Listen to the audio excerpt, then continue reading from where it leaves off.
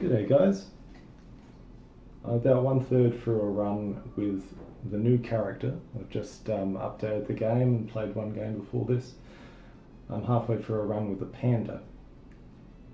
He's got a new weapon called Cherry Bomb. I've fully maxed that out. We've been a bit unlucky this game because we were forced to pick the armor power up, which I didn't really want. If I didn't get armor, I would have gotten a crown because the Panda scales well with levels. He's got the same bonus as Mutachio, which is every 20 levels he gains +1 projectile. So I wanted to level up quickly, but I was forced to pick armor instead of crown. Now, my goal this game is to kill death. I've heard you can kill death. So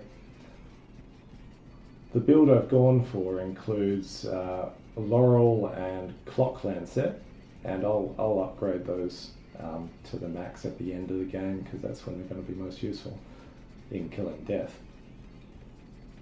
But Clock Lancet is pretty good in the mid game as well when there's a lot of enemies around, because frozen enemies don't do damage to you.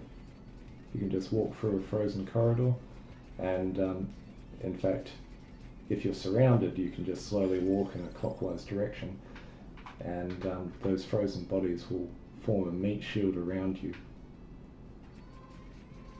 Now, the only reason I'm not doing that is because on this level, there's 2 empty tomes on the left. I've heard there's actually a third one, but I've never found it. And there's a stone mask on the right. So we're going to get this. I chose the empty tome as my 7th additional power-up because if you pick it up on the ground, the normal maximum limit on the number of power-ups you get doesn't apply.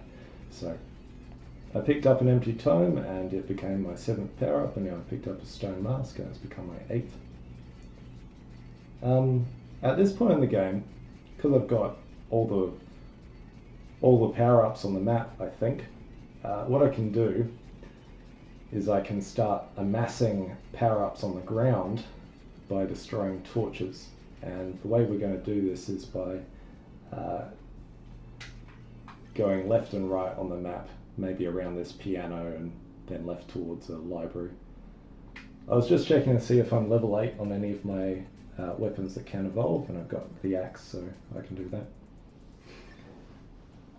We've been a bit unlucky this game because I've been offered Cherry Bomb instead of the weapons that I want a lot, and I wasn't able to level up my potential evolved weapons until after I fully upgraded my Cherry Bomb. But Cherry Bomb is amazing. I love it. Looks like fireworks. And it's going to be a lot cooler when there's more projectiles. So at this point I can probably just move as quickly as I like. My weapons are probably powerful enough to kill everything as soon as they get in range of my Bibles, so I'll just move as quickly as I like and try and kill as many enemies as I can. Like I said, we didn't get Crown, so I have to get experience as quickly as I can so that we can actually finish our build before the late game. But if we don't, if we're not powerful enough, then Clock Lancet will become a very good defensive tool. That being said, I just got my 3rd level of spinach, so I'm not too worried. Gaining an additional charge on your Laurel is amazing. Bracer represents a lot of damage with Cherry Bomb and Unholy Vespers. Interestingly, it doesn't represent extra damage on Hellfire or Death Spiral, I think, because the longer those projectiles stay on the screen, the more damage they do. So, I don't know about Bracer. We'll get it anyway. Now, do we want Spellbinder? I think Spellbinder affects Clock Lancet. I don't think it affects Laurel. It probably affects Cherry Bomb. That is, if it if it comes to rest on the ground, it'll last longer before it explodes, maybe. I'm not an expert on this stuff, obviously. Let's just go with whatever. I got my level 8 Bible. I don't need anything else, so I'll just go Stone Mask. We want to get spinach when we can. Empty Tome probably represents just as much damage as spinach, really. It's even better with Clock Lancet. We'll get Empty Tome.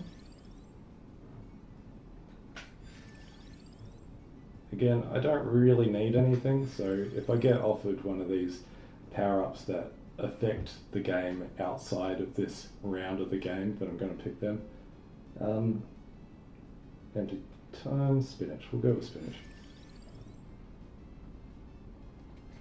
Candelabra Door, I believe, increases the radius on your King Bible, which isn't always a good thing because the enemies can get inside that ring.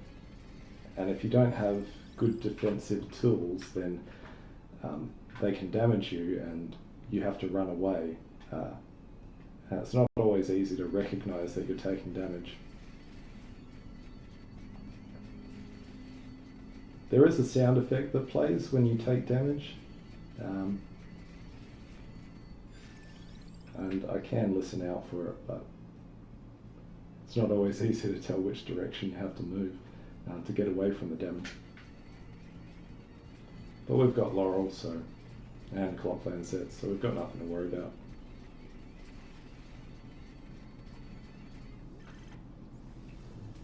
Now we should be getting our Unholy Vespers, I think. And now that we've got Death Spiral, Unholy Vespers, and Hellfire, which are basically the 3 best evolved weapons in the game, except for Vandalier in terms of damage, we can just run as fast as we like.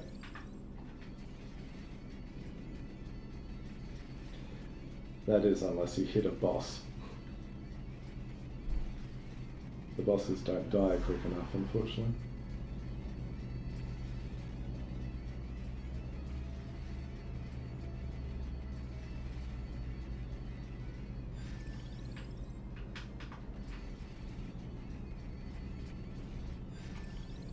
Now, there's nothing that I'm looking for inside that chest, so I can pick it up whenever I like. But if I max out Stone Mask before that, I'm going to get more coins from this chest. So like I was saying before, I wanted this to look like a common chest and then turn purple halfway through. I think it would be a lot more exciting that way. And likewise, when you get that legendary chest, I don't think it should give you the sound effect to tell you it's a legendary chest at the start. I think it should tell you later on during the animation. I think it would be a lot more exciting.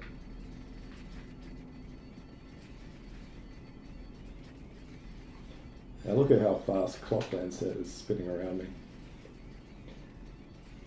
Part of our strategy is going to be to get Death to stay inside that beam, but unfortunately I don't know if I can run around Death at the same speed as Clock Lancet rotates around me. It rotates around me super quick. So, what are my movements? I want to go left and right around this piano and around the next decorative set piece, because as you move through the stage it spawns more of these torches, and if you stay in the same area, the torches can actually spawn on top of other torches. And so when you destroy them, they can drop multiple items. The game doesn't check to see if there's a torch in that location before it spawns a new one, which should be reported as a bug, really. But I like it.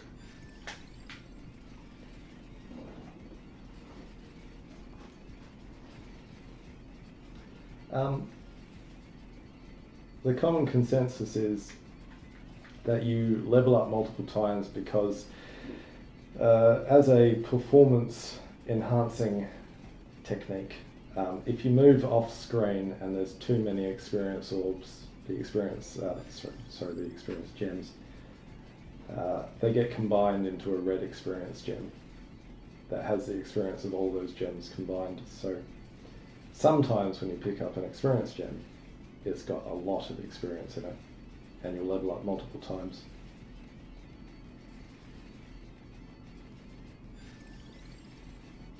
Now we've maxed out our build somewhere in the mid game, which is good. We're also past level 60, which means that we've got all of the projectiles that this Panda is going to give me. I do like the fireworks, they're amazing.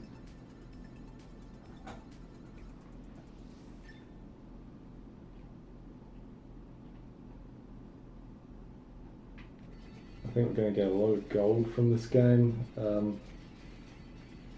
which I do need to upgrade my curse power. Curse is pretty interesting because if you get it, there's more enemies, which means there's more experience, but the waves don't change more quickly, so you'll stay in the weak wave of enemies for longer.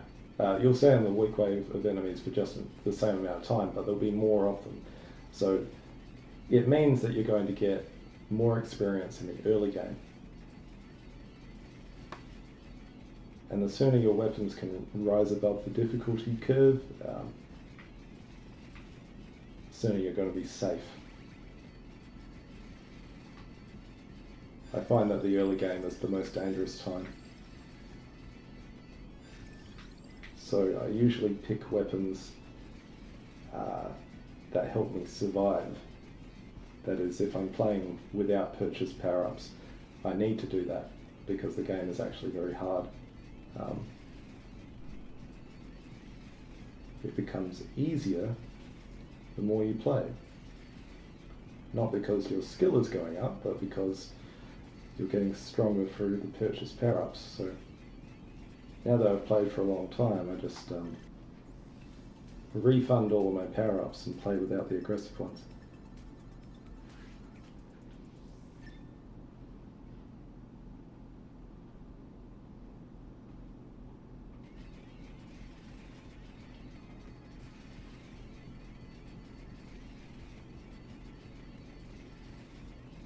There's still not enough enemies, and they still don't have enough health for me to really demonstrate how powerful Clockland's set, but how powerful it is. But if you had refunded all of your power-ups, then your weapons don't do as much damage as these ones are.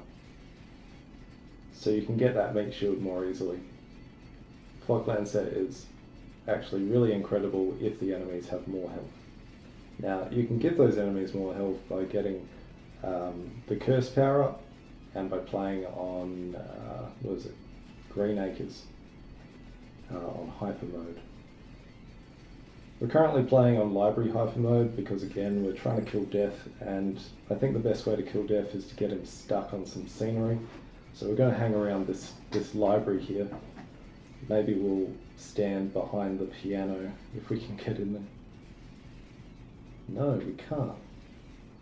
So we'll have to find another place, maybe here.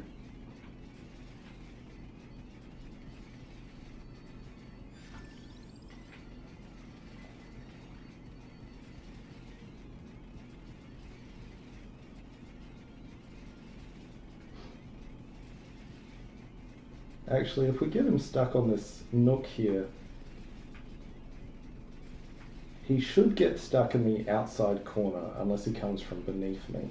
But again, I've got the Clockland set, and I can, I have one revival as well, so I should be safe.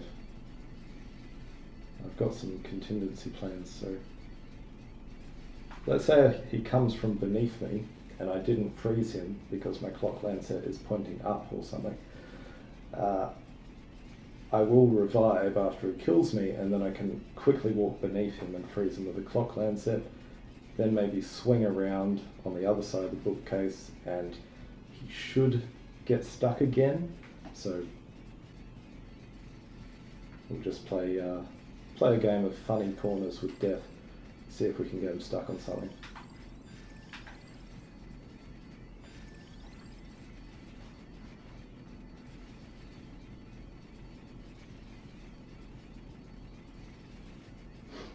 also want to amass some floor chicken, so I'm going to go left and right destroying torches. There's 2 floor chickens here, and if that's where I intend to stand, then I'll have access to that floor chicken when I need it.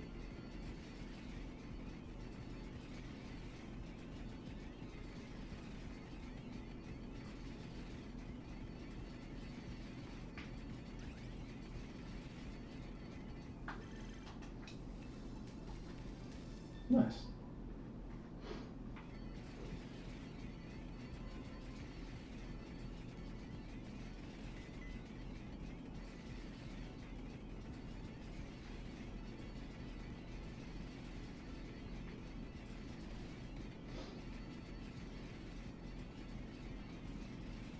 My first 2 levels of curse got the cost of curse up to something like 16,000. And now I've only got 20,000 credits left. If you buy the most expensive power-ups first, it actually means the total cost of all power-ups is going to be less, because every time you purchase a power-up, it increases the cost of every other power-up by a percentage of that power-up's cost. So the more expensive that power-up is, the greater that percentage represents, the greater cost that represents. So I don't think I did it the most efficient way. If I was going to do it the most efficient way, I think I would actually have to buy the curse power-ups first, or maybe after, I think, revival and a mount. I've just reminded myself that I probably have the skip and reroll power-ups, and I didn't use them when I was offered the armor that I didn't want. So this build could have actually been better. I haven't played enough since the last update either.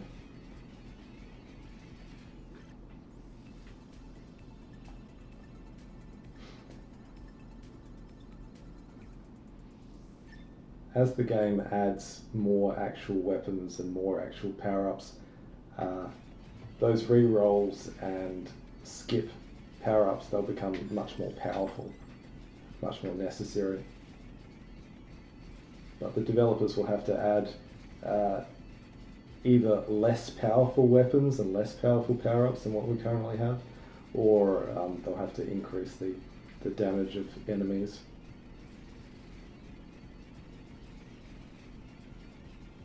Since almost all weapons have this evolved form, and now that I've gotten enough experience that I know how to create that evolved form, the game has become a lot easier to play. I know that Hellfire and Death Spiral and Unholy Vespers are probably the most effective evolved weapons, and I know how to make them.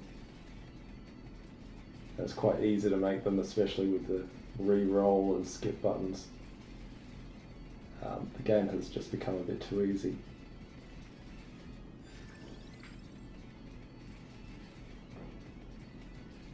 So if I was developing a game, I would stay away from having an evolved form for every weapon. I don't think that's the right way forward. I think you do want to force the player to have some less powerful weapons to choose from, to make the game a little bit more difficult when you become more experienced. Now, I've got a problem because I accidentally just picked up that floor chicken that I said that I needed. So we're going to hang around here and see if we can find another torch. It's actually really good. I can travel as fast as I like, and I'm not taking damage, it looks like. Okay. There's 2 floor chickens here. There's actually 3. There's 2 floor chickens here. It might actually be better to hang around this library for Death, because he will get stuck on the scenery. if we're in the right place.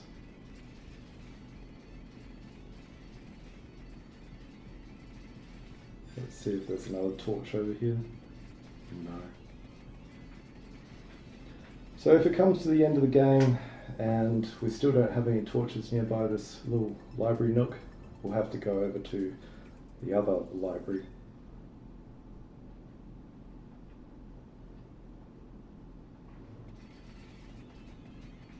This might not be the best place to finish the game.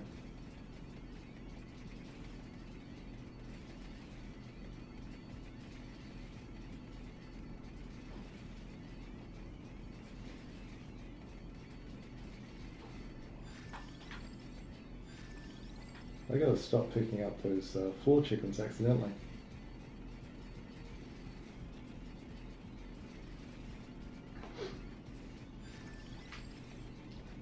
Like I was saying, the longer you stay in one place, the more items you're going to get on the ground.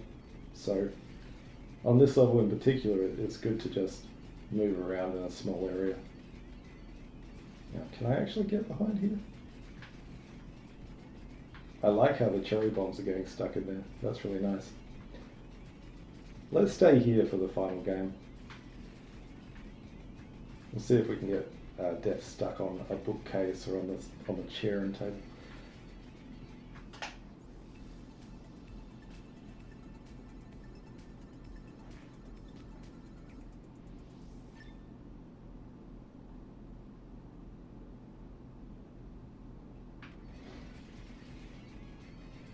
If we can get him stuck, then the clock lance set won't matter.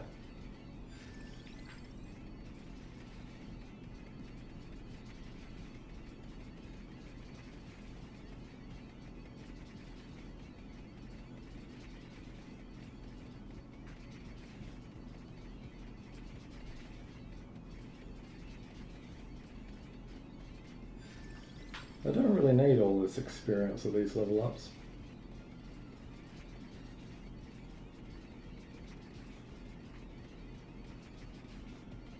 I could just stay in one place if I wanted to. Alright, at this point, we should be going in a clockwise circle like this, because it means the enemies in front of us will be frozen if I can time it right.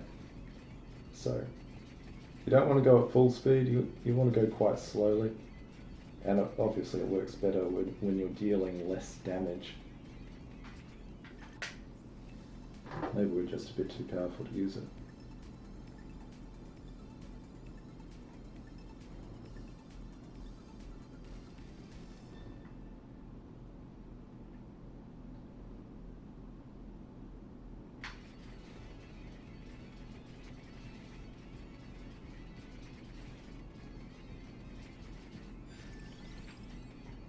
Okay.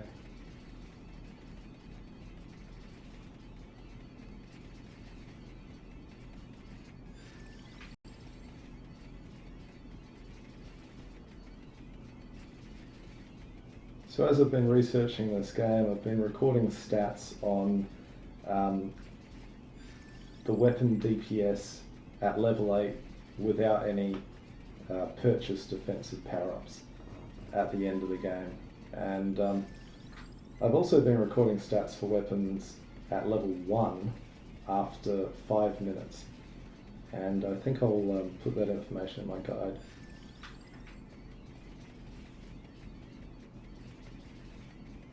There's a lot of information that I'd like to add to the guide, but I've gone back to work now, so I've got less time to do things.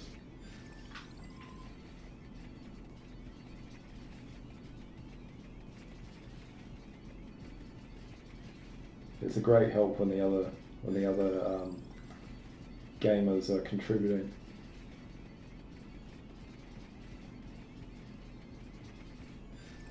Because sometimes I hear about the game update from comments on the guide before I actually see the news on the front page of Steam.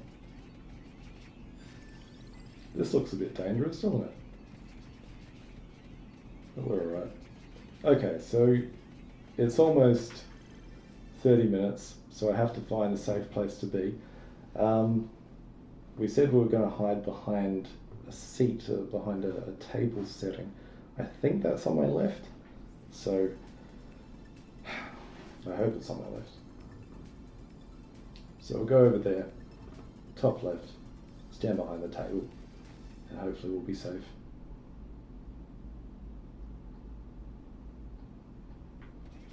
Okay, let's go.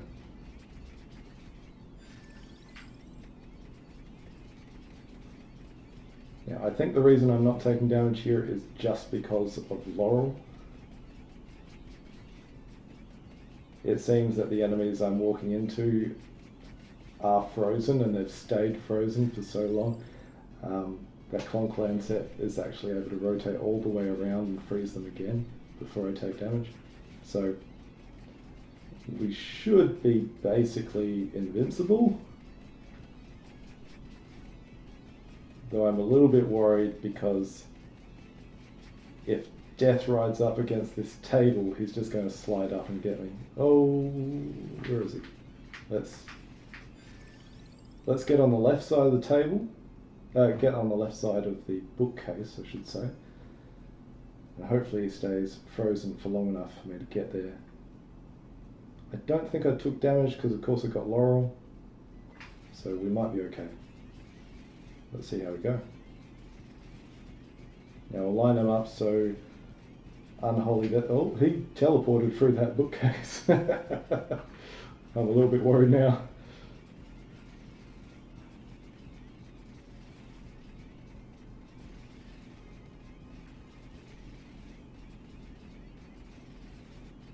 Okay, we frozen again.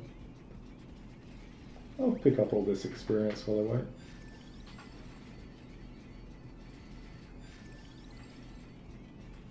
Now, this isn't working as well as I'd hoped.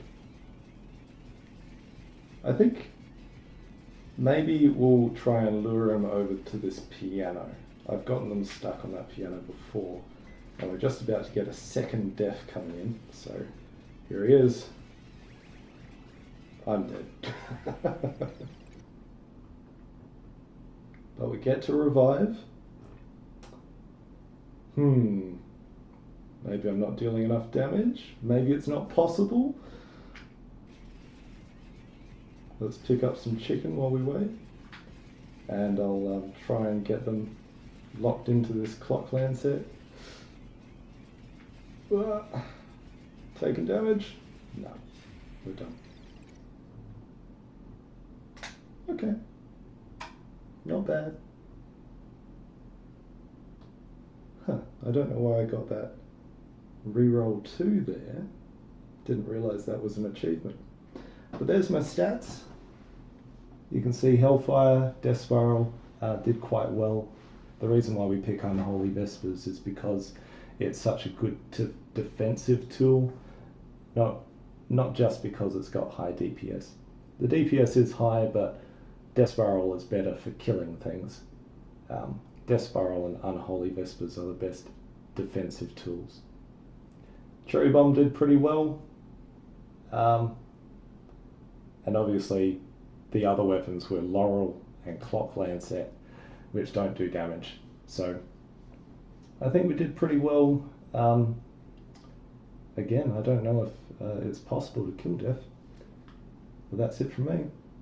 Alright, see you guys.